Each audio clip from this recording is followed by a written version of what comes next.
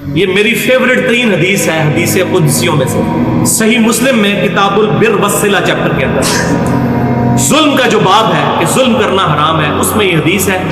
10 باتیں اس حدیث میں بیان کی ہیں اللہ تعالیٰ نے نبی صلی اللہ علیہ وسلم کے ذریعے، حدیث قدسی، الفاظ اللہ تعالیٰ کے،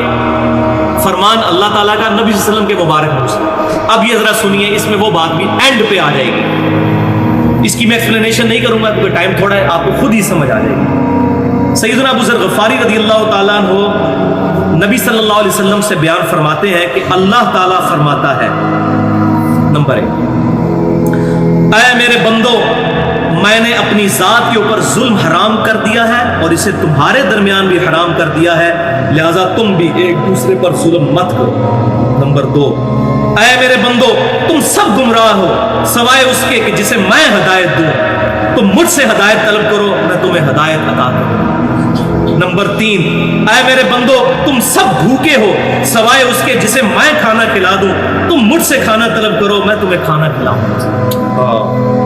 نمبر 4، اے میرے بندو، تم سب ننگے ہو سوائے اس کے جسے میں لباس پہنا دوں، تم مجھ سے لباس مانگو، میں تمہیں لباس دوں گا۔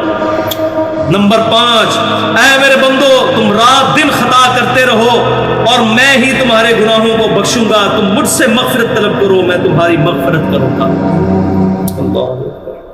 نمبر 6، اے میرے بندو، تم میرے نقصان تک نہیں پہنچ سکتے، تم مجھے کوئی نقصان نہیں پہنچا سکتے، نہ تم مجھے کوئی نفع دے سکتے ہو اور نہ میرے نفع تک پہنچ سکتے ہو۔ نمبر 7، اے میرے بندو،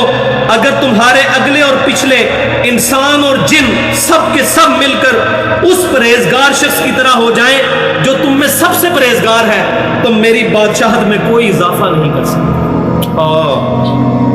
اے میرے بندو، نمبر 8، اے میرے بندو، اگر تم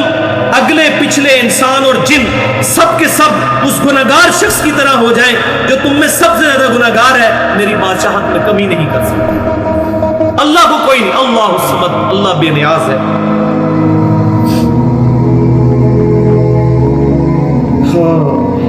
نمبر 9، اے میرے بندو،